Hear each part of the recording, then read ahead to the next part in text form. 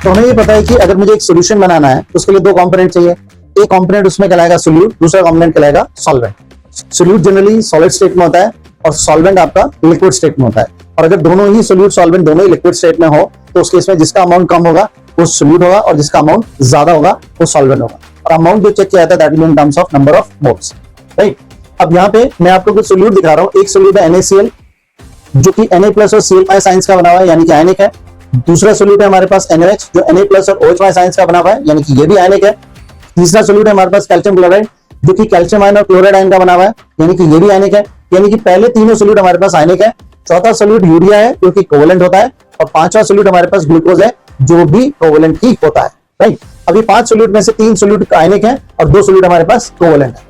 अब NaOH जो हमारे पास सोल्यूट है उसका मोलर मास होता है 40 ग्राम पर मोल। तो NaOH इनमें से सबसे लाइटर हुआ एक तरीके से। NaCl देखेंगे तो NaCl का मोलर मास 58.5 ग्राम पर मोल होगा और यूरिया का मोलर मास होता है 60 ग्राम पर मोल और कैल्शियम क्लोराइड का मोलर मास होता है 111 ग्राम पर मोल और ग्लूकोज जो है उसका मोलर मास होगा 180 ग्राम पर मोल। यानी कि डिफरेंट सोल्यूट्स के मोलर मास अलग अलग है और जैसे से हम यहां से देखेंगे NaOH से NaCl से यूरिया से कैल्शियम क्लोराइड से ग्लूकोज में जाएंगे तो मोलर मास इनके इंक्रीज हो रहा है। अब मैं यहाँ पे मास ऑफ सोल्यूट को फिक्स कर देता हूँ। जैसे मास ऑफ सोल्यूट को मैं 20 ग्राम ले लेता हूँ और वॉल्यूम ऑफ सोल्यूशन को फिक्स करके ले लेते हैं 500 ml। तो मैंने मास ऑफ सोल्यूट को फिक्स कर दिया 20 ग्राम और वॉल्यूम ऑफ सॉल्वेंट को फिक्स कर दिया 500 ml और यहां से मैं अलग अलग सोल्यूट लेता हूं। पहले सोल्यूट लेता हूं NaOH यानी कि 20 ग्राम मेरे पास NaOH है। 20 ग्राम NaOH है, मोलर मास उसका 40 है, उसके मोल्स क्या होंगे 20 divide by 40 and that will be equal to 0.5 mole. ये 0.5 मोल प्रेजेंट है 500 ml में। तो मोलारिटी हमें पता है मोलारिटी क्या होती है। मोलारिटी होती है कि कितने मोल सोल्यूट के प्रेजेंट है 1 लीटर ऑफ सोल्यूशन में या 1000 ml ऑफ सोल्यूशन के अंदर। तो 500 ml के अंदर अगर 0.5 है तो 1000 ml में कितने होते हैं 1000 ml में होता 1 मोल। देयरफॉर इस सोल्यूशन की मोलारिटी क्या है 1 मोल पर लीटर यानी कि 1 मोलर है। अगर मैं सोल्यूट NaOH बदल के NaCl कर देता तो NaCl का मोलर मास क्योंकि 58.5 है तो मोल्स आपके थोड़े कम हो जाते 0.34 हो जाते और मोल्स 0.34 होते 500 ml में तो 1000 ml में कितना होते उसका डबल हो जाता। तो 0.6845 molar will be the molarity of the solution. यानी कि NaOH की मोलारिटी थी 1 मोलर और NaCl की मोलारिटी उससे कम होगी 0.6845 मोलर। अगर मैं यूरिया करता हूं सोल्यूट को तो सोल्यूट जैसे यूरिया रखा 20 ग्राम ही है, मोलर मास उसका 60 है यानी उसके मोल हो गए 1/3 0.333। तो यूरिया के 500 ml में प्रेजेंट होते हैं 0.333 मोल तो 1000 ml के अंदर प्रेजेंट होते हैं 0.666 मोल यानी कि इतने मोलर या इतने मोल पर लीटर इस सोल्यूशन की मोलारिटी।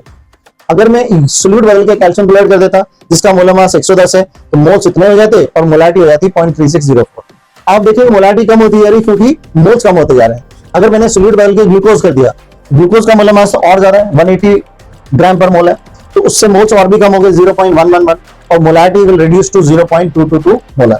यानी कि आप देखेंगे मैंने मास को फिक्स रखा, वॉल्यूम ऑफ सॉल्वेंट को फिक्स रखा और सिर्फ सोल्यूट्स को बदलता गया। सोल्यूट्स के मोलर मास जैसे जैसे इंक्रीज हुए आप देखेंगे सोल्यूशन की मोलारिटी क्या होती गई कम होती गई, राइट। तो नेचर ऑफ सोल्यूट बदलने से मोलर मास बदलेंगे, मोलर मास बदलने की वजह से उनकी मोलारिटी में चेंज आ जाएगा। तो पहला फैक्टर जो मोलारिटी ऑफ सोल्यूशन का अफेक्ट करता है वो है नेचर ऑफ सोल्यूट, राइट। अब आते हैं और पार्ट में। अगर मैं मान लीजिए सोल्यूशन ले लेता हूं यूरिया का, सोल्यूट मैंने लिया यूरिया जो कि 20 ग्राम है और वॉल्यूम ऑफ सॉल्वेंट अपने पास वही 500 ml है, राइट। और अगर मैं वॉल्यूम ऑफ सॉल्वेंट को फिक्स रखता हूं, ये वॉल्यूम आपका फिक्स रहेगा और इसमें सोल्यूट का अमाउंट में इंक्रीज करता हूं। जब 20 ग्राम सोल्यूट है तो मोलारिटी है 0.666। अगर मैं इसको और बढ़ा देता हूं, बढ़ा के वैल्यू होगी 38.9 ग्राम पे मोलारिटी बढ़ के होगी 1.2954 और अगर मैंने मास ऑफ सोल्यूट और बढ़ा दिया 61.5 ग्राम कर दिया तो मोलारिटी और इंक्रीज होगी 2.0480 ग्राम। यानी कि अगर मैं गिवन सोल्यूट के लिए वॉल्यूम ऑफ सॉल्वेंट फिक्स कर दूं और मास ऑफ सोल्यूट को इंक्रीज करूंगा तो मास ऑफ सोल्यूट इंक्रीज करने से मोलारिटी भी इंक्रीज करेगी, राइट। अब वापस से यूरिया के सोल्यूशन में आ गए। 20 ग्राम हमारे पास मास है, वॉल्यूम ऑफ सॉल्वेंट अपने पास 500 ml है। अब मैं मास ऑफ सोल्यूट को फिक्स कर देता हूं। तो गिवन सोल्यूट के लिए मैंने मास ऑफ सोल्यूट फिक्स कर दिया और वॉल्यूम ऑफ सोल्यूशन को इंक्रीज करता हूं। अब वॉल्यूम सोल्यूशन अभी 500 है तो आप देखेंगे 20 ग्राम यूरिया है, 500 ml पानी में प्रेजेंट है तो मोलारिटी कितना है 0.666 मोलर। और अगर मैं वॉल्यूम बढ़ा के लेटर से कर देता हूं 750 ml तो वॉल्यूम मैंने इंक्रीज कर दिया 750 ml तो 750 ml पे मोलारिटी रहेगी 0.444 मोलर। यानी कि पहले से मोलारिटी कम होगी क्योंकि वॉल्यूम ऑफ सॉल्यूशन बढ़ेगा तो मोल्स पर यूनिट वॉल्यूम में डिस्ट्रीब्यूशन क्या हो जाएगा कम हो जाएगा और वो डिस्ट्रीब्यूशन कम होने की वजह से मोलारिटी क्या हो जाएगी घट जाएगी। और अगर मैं वॉल्यूम बढ़ा के लेटर से 900 ml कर दूं, अब मैंने वॉल्यूम ऑफ सॉल्वेंट बढ़ा के 900 ml कर दिया तो जैसे वॉल्यूम ऑफ सॉल्वेंट और बढ़ा number of moles per unit volume में और कम हो गए मोलैरिटी घट के होगी 0.37। यानी सिंपैक्टिव सिनेरियो से मुझे पता लग रहा है कि मोलैरिटी ऑफ सॉल्यूशन तीन चीजों पर डिपेंड कर रही है। पहली चीज है कि नेचर ऑफ सॉल्यूट बदल दो तो उससे मोलैरिटी बदल जाएगी, क्योंकि नेचर ऑफ सॉल्यूट बदलने से मोलर मास में चेंज आ रहा है। मोलर मास में चेंज आ रहा है तो सेम मास को रखते भी आपके मोल्स बदल जाएंगे, तो सॉल्यूट के मोल्स बदलेंगे तो मोलैरिटी में चेंज आ जाएगा। तो पहला फैक्टर हो गया नेचर ऑफ सॉल्यूट।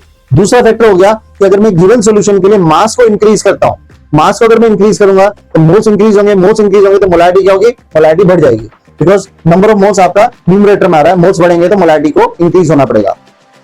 तीसरा फैक्टर है कि अगर मैं मास को फिक्स रखता हूं और सॉल्यूट को भी फिक्स रखता हूं और उसके वॉल्यूम को बढ़ाता हूं, और वॉल्यूम को जैसे आप इंक्रीज करेंगे आप देखेंगे कि मोलैरिटी क्या होती जा रही है, कम होती जा रही है। तो इन तीन फैक्टर्स पे मोलैरिटी डिपेंड करती है, जो हम इस इंटरैक्टिव सिनेरियो से बहुत अच्छे से समझ सकते हैं, राइट।